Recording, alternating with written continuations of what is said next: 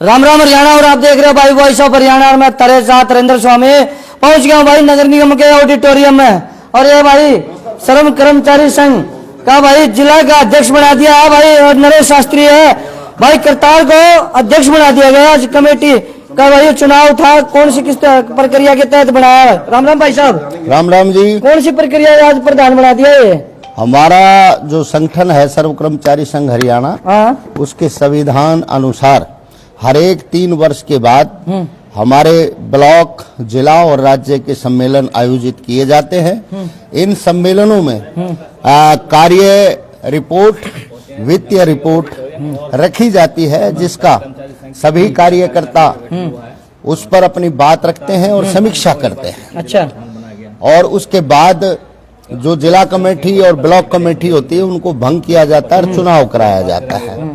तो सर्व कर्मचारी संघ के संविधान के अनुसार आज 17वां सम्मेलन हमने यहाँ निगम सभागार में आयोजित किया है।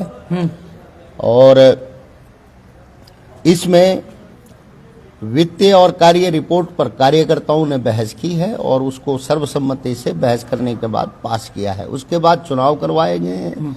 चुनाव में सर्वसम्मति से श्री करतार जागलान को दोबारा से जिले का प्रधान बनाया गया है। और वरिष्ठ उप प्रधान साथी Jagdish Sharma mechanical worker union 41 के नेता हैं। और जिला का सचिव साथी बलबीर सिंह बालगोहर जो नगर निगम सफाई कर्मचारी यूनियन के प्रधान हैं, उनको चुना गया है। इसके अतिरिक्त उप प्रधान साथी दिगंबर और महिला नेता नगर निगम विभाग की हैं सुरेश देवी, उनको चुना गया है। इस तरीके से हमने अपनी कमेटी का गठन किया है और इनको चुनने के बाद ईमानदारी और निष्ठा से काम करने की साथी सुभाष देशवाल जी ने, जो हमारे टूरिज्म विभाग के महासचिव हैं और सर्व कर्मचारी संघ के राज्य कमेटी के मेंबर हैं, उन्होंने शपथ दिलाई है। और मैं इस अवसर पर आपके माध्यम से ये कहना चाहूँगा सभी कर्मचारी भाई बहनों से और आम जनता से कि सरकार की जो नीतियां हैं वो लगातार महंगाई को बढ़ा रही हैं और युवाओं को बेरोजगार कर रही हैं। गरीबों में भी जो सबसे गरीब है, सफाई का काम करने वाला, सीवर साफ करने वाला, उनको ठेकेदारों का गुलाम बनाया जा रहा है, कम वेतन दिया जा रहा है और उनको हैंड टू माउथ कर दिया है। सीवर में मौत होने के बाद उनको न्याय नहीं मिलता। अच्छा। और किसानों को एमएसपी देने के लिए, पुरानी पेंशन लागू करने के लिए, निजीकरण पर रोक लगाने के लिए, रेगुलाइजेशन की नीति बनाने के लिए और पक्की भर्ती करने के लिए हम 26 नवंबर को पूरे देश के मजदूर कर्मचारी संगठन और ट्रेड यूनियन मिलकर के प्रदर्शन करने जा रही हैं। तो मेरी अपील है सभी आम जनता के हिस्सों से और कर्मचारी मजदूरों से, किसानों से, कि वो जिला मुख्यालयों पर जो प्रदर्शन 26 नवंबर को किए जा रहे हैं, कहाँ पे हो रहा है? इसमें जिला मुख्यालय कौन सा? 12 सेक्टर फरीदाबाद होगा। फरीदाबाद में। अच्छा। वहां पर पहुंचे और प्रदर्शन में भाग लें जी। और मैं इस अवसर पर हमारी जो नवनिर्वाचित जिला कमेटी है उनको हार्दिक शुभकामनाएं देता हूं। अब इसके बाद हमारा 20, 21, 22 को सिरसा में सर्व कर्मचारी संघ का राज्य सम्मेलन आयोजित किया जाएगा। जी। करतार भाई साहब, पहले तो बधाई आपने। और ये दूसरी बार बने हुए हैं? दूसरी बार बने हैं। दूसरी बार ऐसा क्या कर रखा कि आप पे ताज गाड़ने लग रहे? ये जो 17वां वार्षिक सम्मेलन आज फरीदाबाद के हमारे सीनियर नेताओं के देखरेख में हुआ है।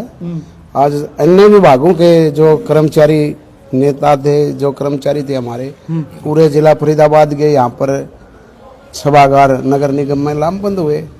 उन्होंने दोबारा मेरे पर विश्वास जताया। कर्मचारियों ने अपना विश्वास मत दे के मैं कर्मचारियों को मेरी तरफ से हार्दिक बधाई देता हूं।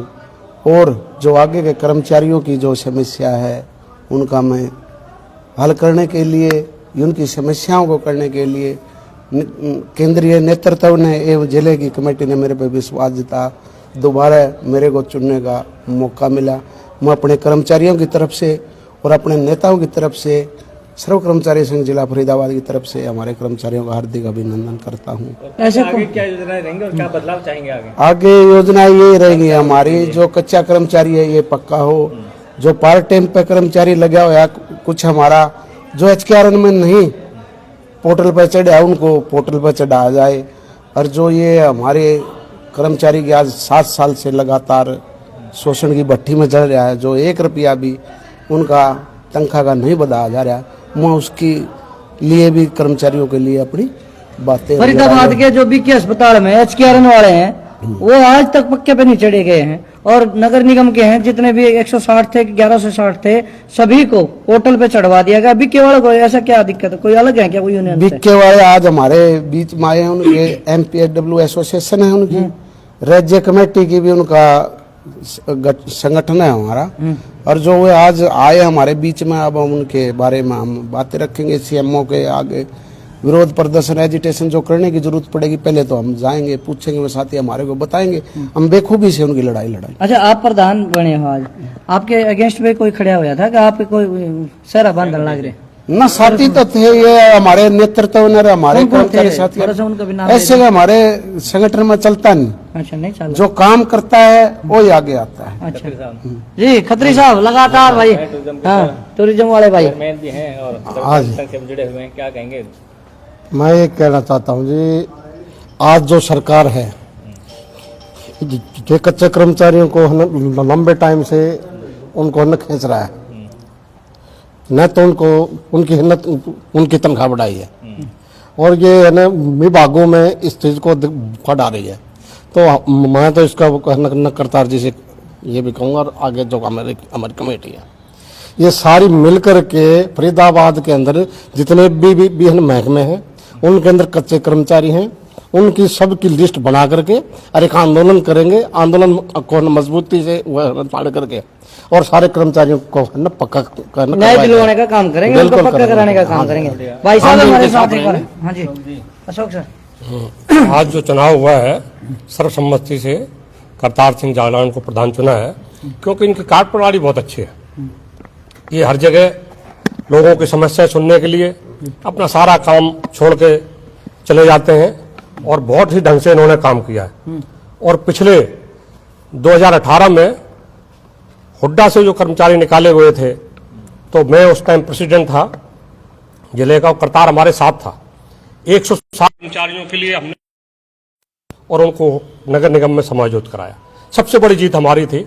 उसी टाइम से करतार ने बहुत सारा अनुभव लिया, लड़ाई का कैसे लड़ी जाती है क्या है, तो इनको बहुत ही संघर्षशील जुझारू ये रहे हैं। इसीलिए लोग चाहते हैं कि इनके विरोध में कोई भी नहीं आया, सबने सर्वसम्मति से कहा कि करतार सिंह करतार सिंह करतार सिंह, मतलब डिमांड है यार, डिमांड है ये मतलब आज के ऑन डिमांड समझो, हाँ बिल्कुल डिमांड पे, जैसे गाड़ियां की डिमांड रहेगी या गाड़ी तक हाँ, तो मेहनत करने वाला हमारा संघ मेहनत करने वालों को, और पूरी तरह से वैसे ईमानदारी भी है, किसी के साथ कोई छल कपट नहीं, कोई रिश्वतखोरी नहीं, ईमानदारी से काम करना भाई का काम है।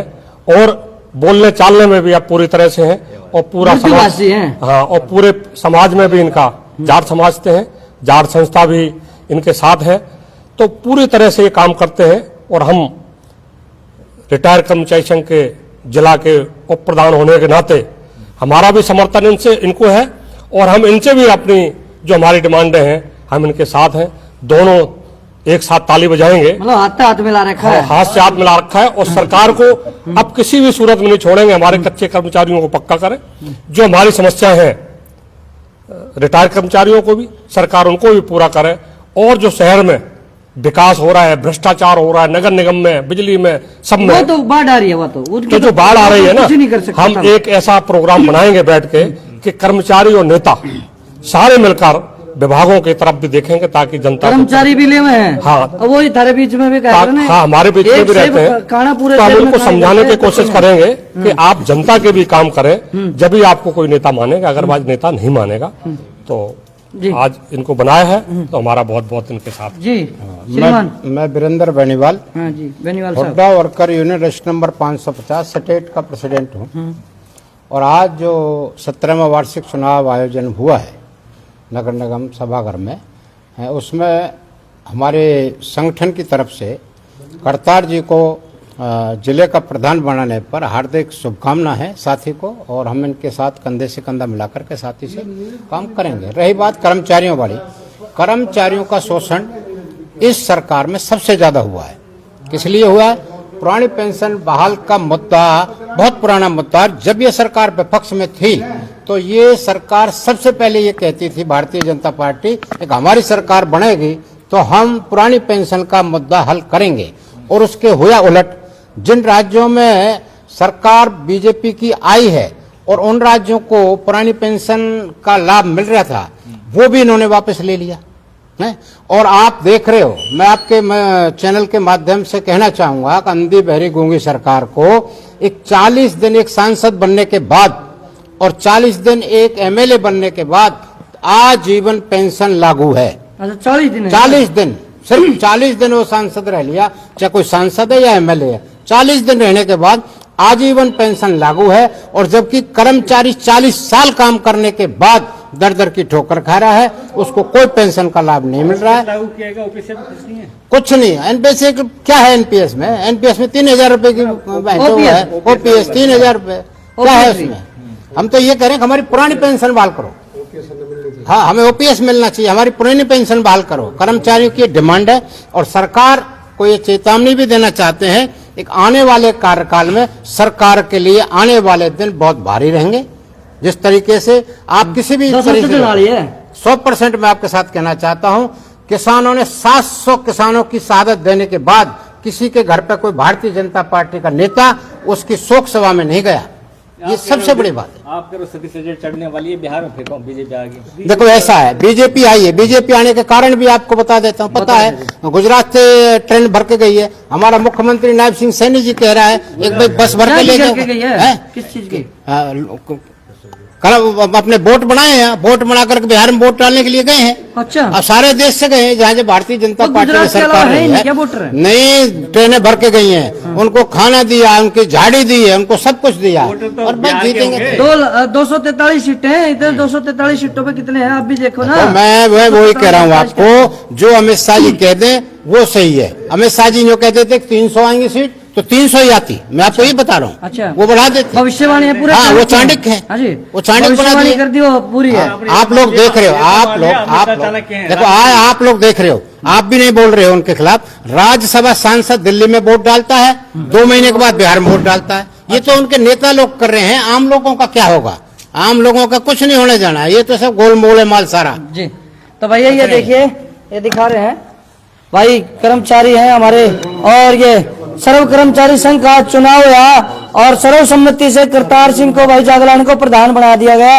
और ये सारे नेता खड़े हैं भाई, और पूरी खचाखच भरी पड़ी थी भैया। वोटिंग में हुटिंग भी हुई और वोटिंग भी हुई, और वोटिंग में करतार जागलान को भाई प्रधान बनाया। तो देखते रहे भाई वॉइस ऑफ हरियाणा। तब तक के लिए नमस्कार, जय हिंद, जय भारत।